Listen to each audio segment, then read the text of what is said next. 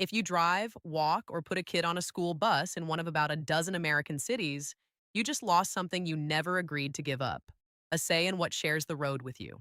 Right now, thousands of cars with no human behind the wheel are merging beside you, and not one of them needed your permission to be there. You didn't vote for them, you can't see who's driving because nobody is. There's just software making the call, and that software just failed badly enough to pull an entire fleet off the road. Waymo, the self-driving car company owned by Google's parent Alphabet, recalled 3,791 of its robotaxis after one of them, on April 20th, drove straight into a flooded road and got swept into a creek.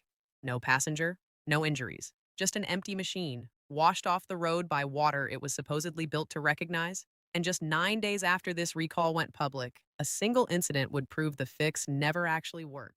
Because here's what Waymo calls a car that drives into a flood and floats away: an area of improvement. That phrasing is doing a lot of heavy lifting. So, how does a multi-ton machine packed with cameras, radar, and laser sensors drive straight into a flood? Here's what the federal filing actually describes. The car didn't miss the water. According to documents posted to the National Highway Traffic Safety Administration, NHTSA, the Waymo detected the flooded stretch of road. It even slowed down, but it didn't stop. It kept rolling forward into water it had already identified as a hazard until the current pushed it off the pavement and into Salado Creek, Sulado, in San Antonio. The vehicle had to be fished out of the waterway days later. Read that again because it's the whole story. The machine saw the danger and drove into it anyway. The regulators have a clinical name for this: a gap between perception and action. In plain English, the car's eyes worked and its judgment didn't. And because there was no human in the seat, there was nobody to override it. The car decided. Therefore, the car was wrong, alone, and unaccountable. And that's the part Waymo would rather you not sit with because of what they decided to call it. In its statement, the company said it had identified an area of improvement regarding untraversable flooded lanes specific to higher speed roadways. An area of improvement. That's how you describe a slow login page, not a car that floated into a creek. Strip the language away, and here's what it actually is: a fleet-wide safety recall covering every single robotaxi the company operates across all of its cities. And it isn't the first. It's the third recall since 2024. Waymo's own former statements, including from Chief Safety Officer Mauricio Peña,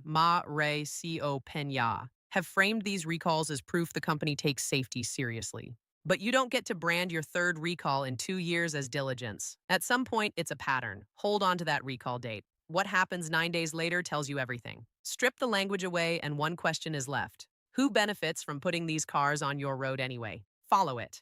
Waymo provides more than 500,000 paid rides every week across roughly 11 U.S. cities, and it's expanding fast. Its Houston service area alone is growing to nearly 50 square miles. That's the business. That's revenue flowing to Alphabet, one of the most valuable companies on Earth. Now connect the dots. The reward: every fare, every new market, every data point harvested from 170 million miles of driving flows up to the company. But the risk flows down to you.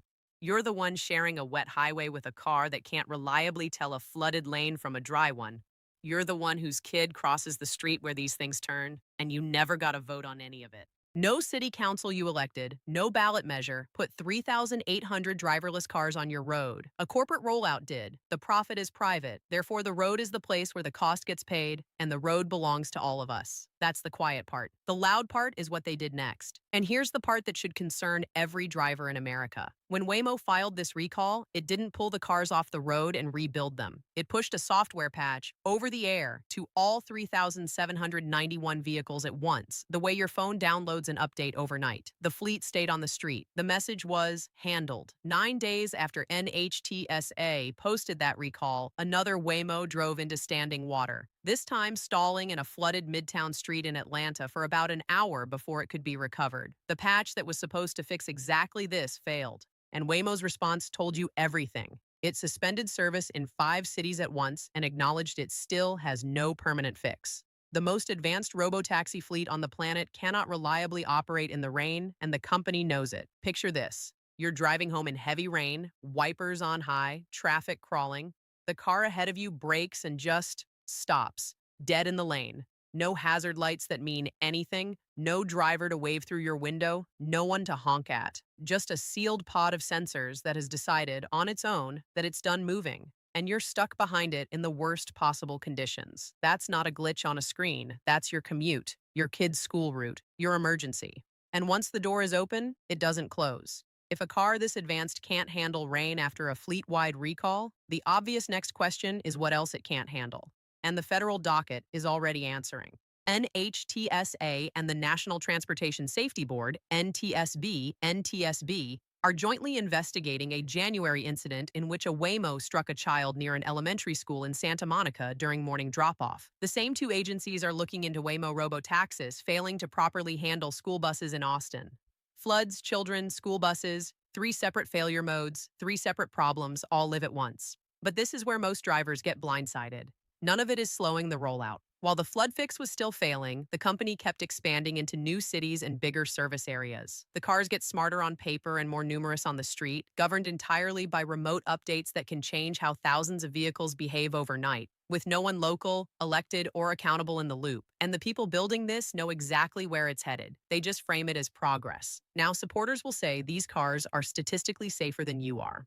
And they have a real number behind it. Waymo points to 170 million miles driven and claims its vehicles are far less likely than human drivers to cause serious injury crashes. That deserves an honest hearing, because human drivers kill tens of thousands of people a year. Nobody should pretend otherwise. But here's the problem with that argument. A fleet-wide average doesn't fix the specific car in front of you that just drove into a creek. A statistic can't read a flooded road, and it certainly can't reassure you when the company itself, in its own federal filing, admits it is still developing the final remedy. That's not a typo, and it's not a footnote. It's an admission that the fix doesn't exist yet while the cars keep driving. Here's the part that flips this whole thing on its head. They're asking you to trust a number while they tell the government they haven't solved the problem. So go back to where we started.